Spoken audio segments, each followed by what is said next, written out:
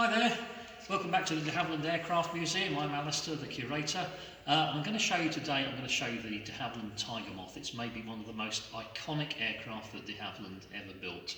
Why was it called a Tiger Moth, first of all? Well, Geoffrey de Havilland had a hobby, and his hobby was collecting butterflies and moths. So when he devised a very famous series of aeroplanes through the 20s and 30s that were popular single-engine, twin-engine, light-flying aeroplanes, he named them all after moths. And so the de Havilland genre of the time is all about puss moths, tiger moths, fox moths, leopard moths, hornet moths, etc., etc. This is a tiger moth. This is the biggest seller of them all.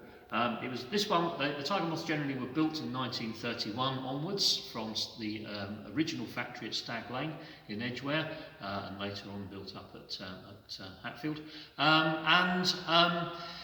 It's an iconic 1930s single-engine, twin-seat biplane. It was basically the trainer of choice all the way through World War II. 9,000 Tiger Moths were built by the time production finished in 1945.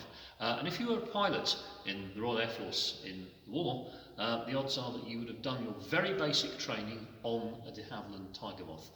Structurally, it's a tubular metal frame covered over in fabric, which would either be cotton or linen, and the linen or cotton, whatever the fabric is tightened up with this very special paint called dope. If anyone's ever built an old balsa wood model aeroplane with tissue paper on it, the dope is that very smelly varnish that you put on to tighten up the tissue paper. It's exactly the same thing, and it tightens up the fabric nice and taut like that. So there's the fuselage. The wings are obviously two wings top and bottom. There's a wooden spar that goes out that way, and in between you can just see these fabric joints here. There's one there, there's one there, there's one there, etc., etc.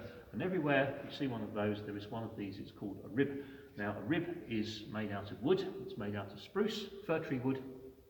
It's got these diagonal stiffeners in between, and on the other side, if I show you the other side, you can see these little plywood gussets in here just to reinforce the joints. Now, the thing about a rib like this is it's got no structural strength in that dimension at all, but it's got an enormous amount of strength in that direction. And that, of course, as an aeroplane wing, is exactly how you want it. You want it very, very strong in that direction. Two spars going out that way, all braced together with wires and struts in between. It's a trainer aircraft, so it would have had two seats. This one particularly doesn't have two seats because after the war this aircraft was turned into a crop spraying aeroplane, so it's got a great big tank of fertiliser where the second cockpit would have been, and underneath there is a device for spraying the fertiliser on the fields. Originally this would have been the second cockpit. The instructor would have sat at the back and the pupil would have sat at the front. So the pupil sort of doesn't really see the instructor, and it just gives him the experience of flying the airplane by himself. As I say, the airplane of choice, the training aircraft of choice all the way through the war for RAF pilots. Many Tiger Moths survived the war, fortunately, and they got put to all sorts of different uses. This one, as you see, became a crop sprayer. I'm happy to say that lots of Tiger Moths still survive today. You can still learn to fly on a Tiger Moth if that's what you want to do. I'm not sure if you get me up in one or not, it's not quite my cup of tea, but if that's your thing, if you want to learn to fly on a Tiger Moth, you want to go out flying a Tiger Moth, you go do it. They're still available to do that in. So I hope you enjoyed that. There's your Tiger Moth. Stay well, stay tuned, keep in touch. See you soon.